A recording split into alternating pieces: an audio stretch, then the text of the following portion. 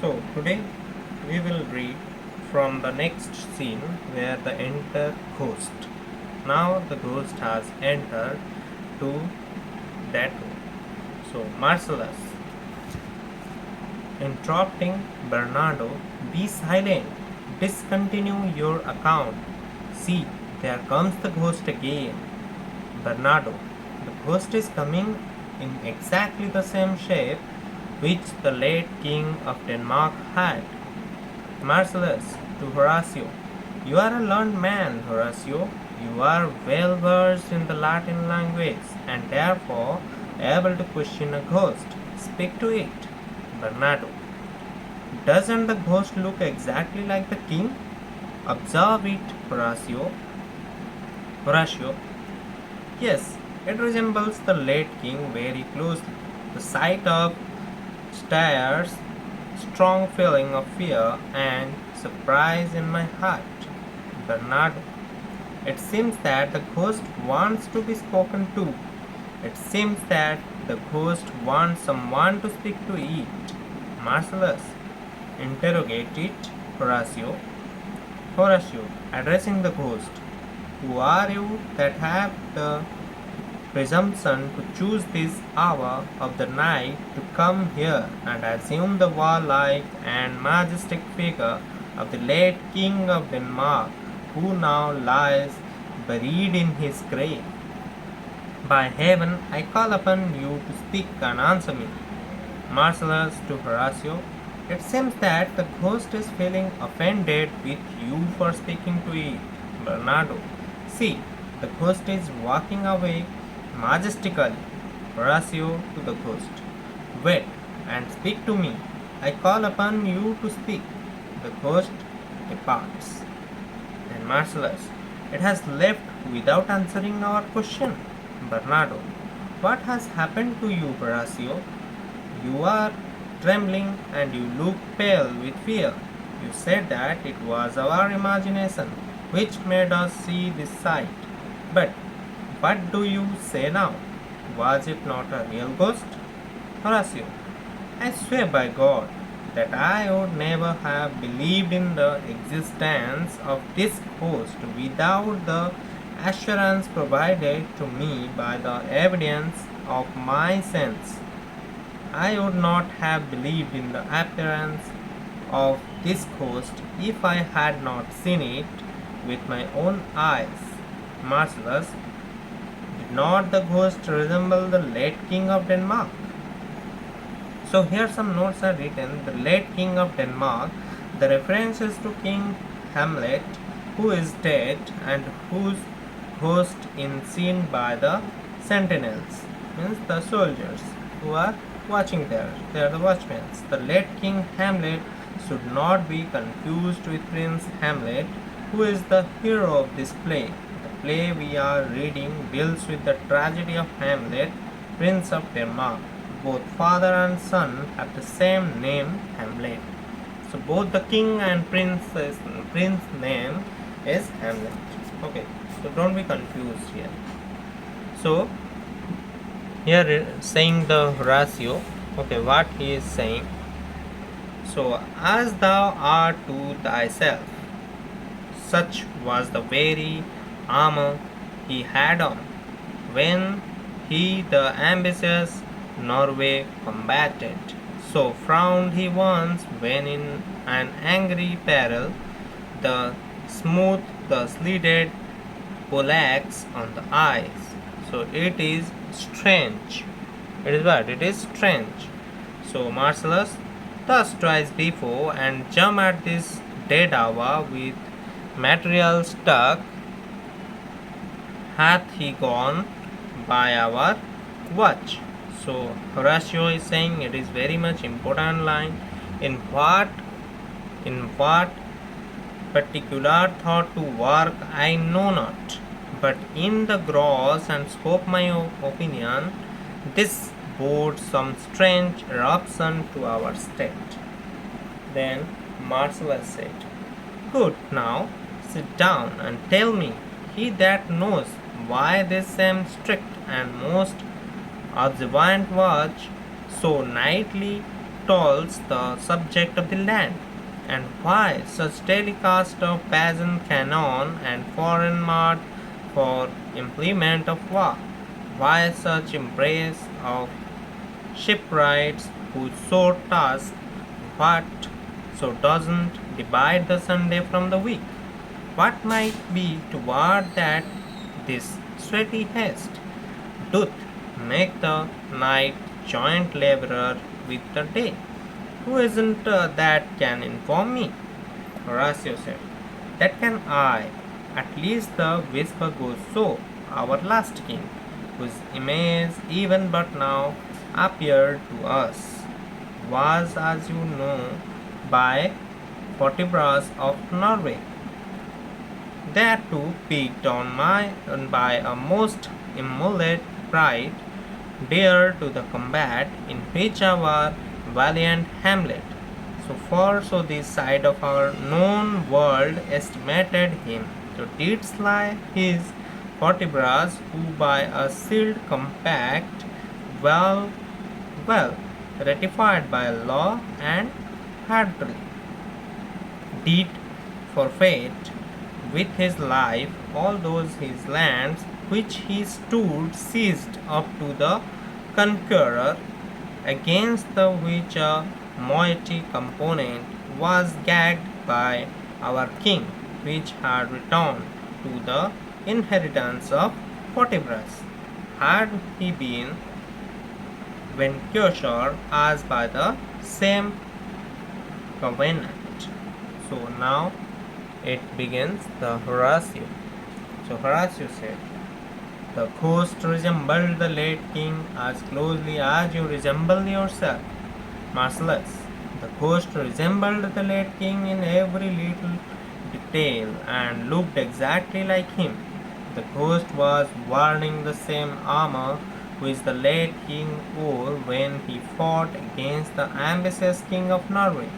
Also, the ghost frowned exactly as the late king had frowned when, in an angry encounter, he had attacked the Poles riding their sledges on the ice-covered ground. The appearance of a ghost so closely resembling the late king is really something strange. Then Marcellus said, twice before has this ghost appeared exactly at this silent and still hour of the night. Twice before has the ghost gone past us with a majestic jet, marching like a warrior while we stood guard. So Horatio, I do not know which line of thought I should follow in order to come to some conclusion in this matter, but according to the general drift of my view, the appearance of this ghost warns us in advance of some violent outbreak which will shake our country. Then Marcellus said, well, now sit down and let him who knows tell me why certain unusual things are taking place in our country. A very strict watch is being kept every night, and the utmost vigilance is being exercised in our country, thus imposing an excessive strain upon the poor people of this land. So the manufacture of brass cannon is going on daily. Foreign markets have been asked by our government to supply weapons of war to us. Workmen are being forcibly enlisted to work in the shipyards to build ships. The workmen are toiling hard not only on the normal working days of the week but also on Sundays. So, how do you explain this sense of urgency and this haste? What calamity is imminent to necessitate so much work and toil? The work is going on even during the night, so that there is no longer any difference between the day and the night. Which one of you can throw light on this matter? Horatio, I can do that. I can at least tell you what I have heard from people who have been talking among themselves in whispers.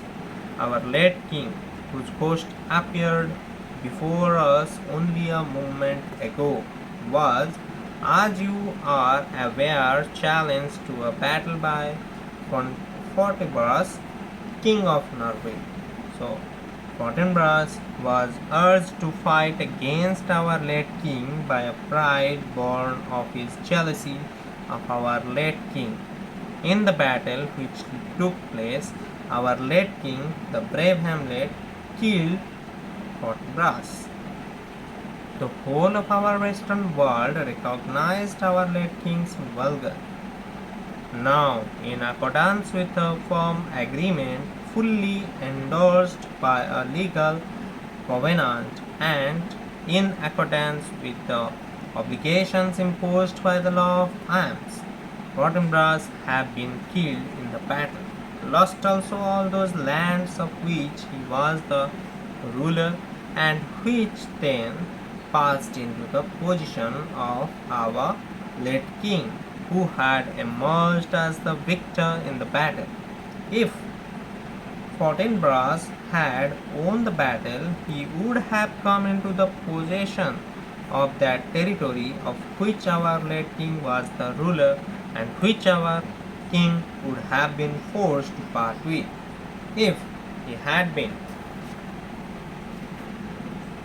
And carriage of the article designed is fell to Hamlet, now Shah, young Fortinbras of unimproved metal, hot and full, hath in the skirts of Norway here and there, stacked up a list of lawless resolutes for food and diet to some enterprise that hath a stomach in it which is no other, as it doth well appear unto our state, but to recover of us by strong hand, and terms compulsory those foresaid lands, so by his father lust, and this, I take it, is the main motive of our preparations, the source of this our watch and chief head of this post haste and remains in the land. Bernardo. I think it be no other, but even so.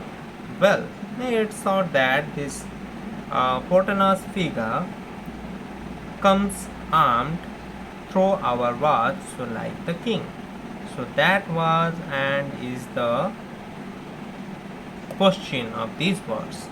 Horatio, a mote it is to travel the mind's eye in the most high and palmy state of Rome. A little ere the mightiest Julius fell, the grapes wood tentless and the sheeted did squeak and given the Roman streets as stars with trains of fire and dews of blood, disasters in the sun and the moist star, upon whose influence Neptune's empire stands, was sick almost to domesday with eclipse, and even the like precursors of feared events as harbingers preceding still the fate and prologue to the omen coming on, have heaven and earth together demonstrated unto our climatures and countrymen. So enter ghost, but soft, behold, lo, where it comes again. I will crush it through it last. Ghost spreads its arms. Actually, in this page, it has written the original text, and here the paraphrase has written, means the complete explanation of this real text. So, now we will read this. So, it was in accordance with that agreement and in compliance with the relevant clause in the agreement, that lands belonging to Fortinbras came into the possession of our late king Hamlet. So now, sir, young Fortinbras, the son of King Fortinbras, who was killed in the battle, has proved to be man of uncontrollable spirit. So this young Fortinbras is hot-headed and rash. What he has done is to pick up discriminately a number of antisocial fellows from the outlying parts of the country, Norway. So he has corrected these decoders to serve him in some daring enterprise which he has conceived, the enterprise which he has remarked upon and which has become quite clear and plain to our own rulers is the recovery by military power and what is that? Person. Okay. Of those land which had been lost by his father and power and portion of those land which had been lost by his father and which at present are under our control. And I think that this step taken by young Fortinbras which has compelled our ruler to make these preparations for war. So this is the reason for the strict vigilance being maintained, and this is the chief occasion for the furious activity and turmoil in our country.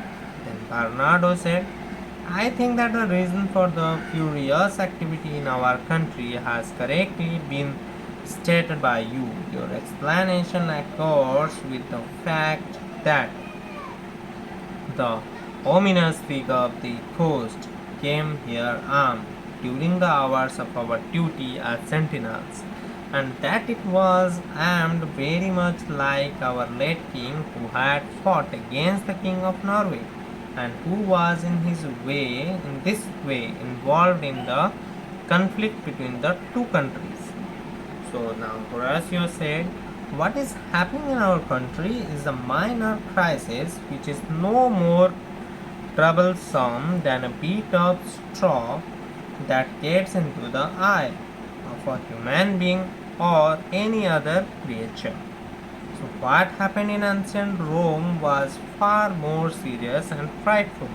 So in the most powerful and flourishing state of Rome, a little before the assassination of the most mighty dictator Julius Caesar, the ghosts came out of their graves, which thus became empty. The ghosts then began to roam through the streets of Rome, uttering shrill sounds and speaking incoherent words. So several other strange phenomena were also witnessed. So for instance, fiery comets and blood-red stars were observed in the sky. The sun gave sign of coming disasters, and the moon, which determines the tides in the ocean and on which the moods of the ocean largely depend, was completely darkened by an eclipse. In the same way, the earth and sky have now joined each other to give a warning of coming misfortunes to our country and countrymen. The appearance of this ghost is likely an advance warning to us of the fearful events which will take place here. So what we have seen in an indication to the calamities which will befall our country. We have only witnessed the prelude to the evil which our country has to face. So now, actually here they are discussing about how the ghost enters, or when the ghost enters into a surrounding, what will happen to the surrounding, what will happen to the nature, how the nature has changed his figure or the scenery.